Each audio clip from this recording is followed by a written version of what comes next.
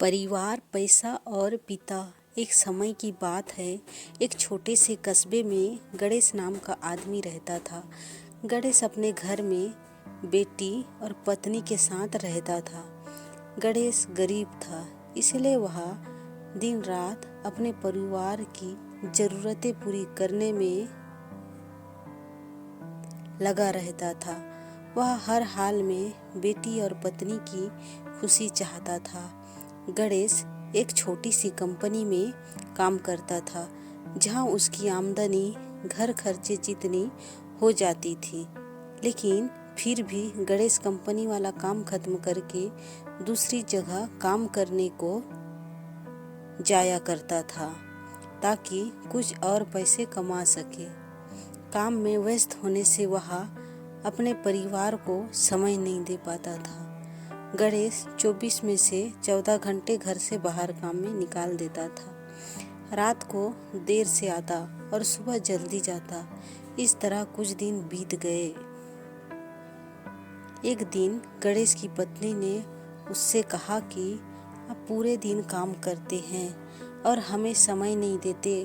वैसे भी हमारा खर्चा आराम से निकल जाता है, तो आप इतनी मेहनत क्यों करते हो? हमारे पास जितना है उसी में हम खुश रहना चाहिए। चलिए आज हम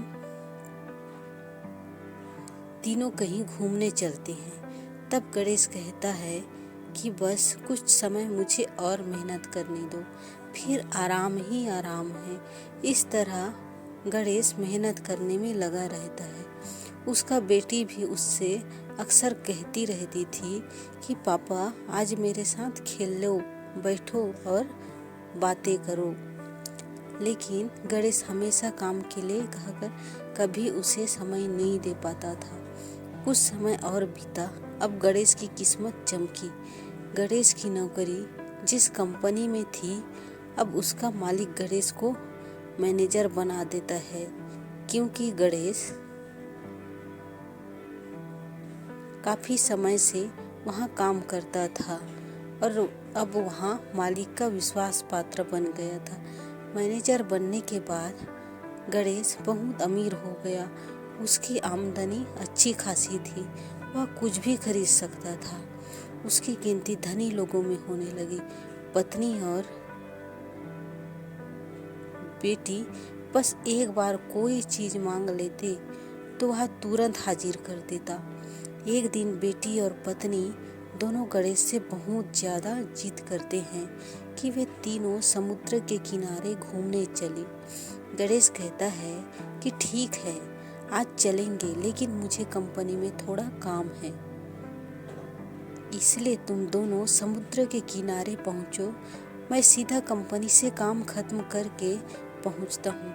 पत्नी और बेटी दोनों वहां चले जाते हैं। तभी समुद्र में बहुत बड़ी सुनामी आ जाती है और आसपास के लोगों को भी बहा ले जाती है।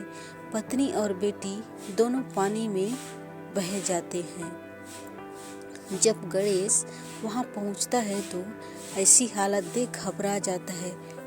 उसने हर जगह देखा, लेकिन सब कुछ नष्ट हो चुका था। उसे यकीन हो गया कि उसकी पत्नी और बेटी भी बह गए हैं। वो जोर जोर से रोने लगा और अपनी पत्नी की बात को याद करने लगा कि हमारे पास जितना है उसी में खुश रहना चाहिए और अपने परिवार के साथ खुशी के नए पल बनाने चाहिए, ताकि हम उसे हमेशा अपने दिल में संभाल कर रख सके। पैसों का क्या है, कभी होंगे तो कभी नहीं होंगे।